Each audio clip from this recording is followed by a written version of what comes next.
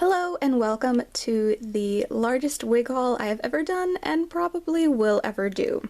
For a bit of backstory, the Five Wits Wigs had their Gritty Appreciation Sale back in November to celebrate Trump's defeat. And I went a little ham with the sale. I'd already been planning on ordering wigs from them for Black Friday, and I just went ahead and ordered them then. They also have a deal on their website where if you order over 10 wigs, you get a discount, and I ran with it.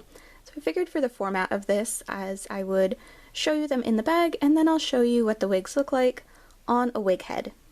First up, we have Demon Lord Hot Pants, which consists of a base wig and two clip-in ponytails. This wig is for Milim from that time I got reincarnated as a slime. It has the base wig and the two clip-in pigtails. It also has this little tendril at the top that is just gelled. It's not soft, it's quite stiff. And there's no rubber band on it either. It's just the hair that has been stiffened. Keeping with the pink theme, we have Magical Girl Pink Heartbreak. This wig is for Madoka from Madoka Magica, and it consists of a base wig with two clip-in ponytails, and it's the same shade of pink as the Milim wig, so you could mix and match the components of these wigs. And Intense Density Love Pangs. This wig is for Mitsuri from Demon Slayer. It has this really nice pink and green gradient to it, and the fiber is teased to provide a lot of volume and tied at the end with rubber bands. It's also quite heavy, something to keep in mind. I did have to pin it to the wig head to keep it from sliding backwards. From the same series, I also got their wig called Too Good, Too Pure. This is their Tanjiro wig from Demon Slayer. They do have an alternative version of this wig available, which has a lace front. As you can see, I got the non-lace front version. They also have an optional ponytail that you can purchase to go along with this wig as well. From their line of Persona wigs, we have Queen of Student Council. This wig consists of two parts. There is the base wig that's very layered. There's a little piece of thread hanging off there. Whoops. And then it also comes with the braid, and instead of being on a headband, it has three of these clips attached to it. I did a pretty terrible job of clipping it in, but you can get a basic idea of what it looks like.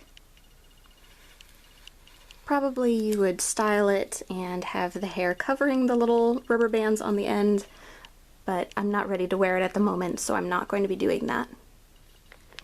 Beautiful Justice Noir-chan. This wig is for Haru from Persona 5. And Game Anne Panther Persona. This wig is for Anne from Persona, and it does have her zigzag part on the base wig, and then it also comes with two clip-in ponytails. Also from video games, we have Super Player Game Over. This wig is for Chiaki from Danganronpa, and it has the flip to her hair in the back. Maybe in 2021 I will get around to making more Danganronpa costumes. And Final Fist Perfect Hair. This straight long brown wig is named after Tifa from Final Fantasy VII. These two wigs I don't plan on using for their intended purpose, and we have Gothic Lollipocalypse Mint Julep. This wig on the listing is paired with two curly ponytails, but I decided to order just the base wig. It's a combination of blue and green and white, a bunch of different colors mixed in, and I purchased it with the intention of using it for Baby Yoda. And Blondeeffervescence. This wig is intended for Lizzie from Black Butler, but I was planning on using it for Cinderella. It consists of a base wig and then two clip-in ponytails. From their superhero line, we have Ruby Gotham Hero Needs. As you may have guessed from the name, this wig is intended for Batwoman from DC Comics. It has this side part to it, which now that I have it out of the bag makes me wonder if it could also be repurposed for the Little Mermaid, possibly, though it's not quite as voluminous as Ariel's hair. It does have a lot of curls, though. And that's so Corvid. This wig is for Raven from Teen Titans, and it's also my first time ordering a lace front wig from this company. Moving on to anime, we have Kamikaze Squad Leader Goals. This wig is for Saki from Zombieland Saga, and it consists of a base blonde wig with bright orange streaks in it. And then it also has this clip-on ponytail that is blonde with green and orange streaks in it. And it's very long and quite full. It feels almost teased with the amount of volume in it. And Nurse Gorgon Vector Witch. This character wig was styled for Medusa from Soul Eater, with the two long pieces in the front, tied in a braid, and then the back of the wig short with a layered look. There is also face concealing strawberry release. This long orange wig was named for Hollow Ichigo from Bleach, but it was also marketed as a great wig for Futaba from Persona 5. And New Promise Save Everyone. This wig is for Emma from The Promised Neverland. It has a very striking gradient to it, and then this little tendril at the top that's held in place with a little rubber band. From their Boku no Hero line, we have Pump Up the Jam. This wig has multiple tones of purple in it and asymmetrically cut bangs for Giro from Boku no Hero.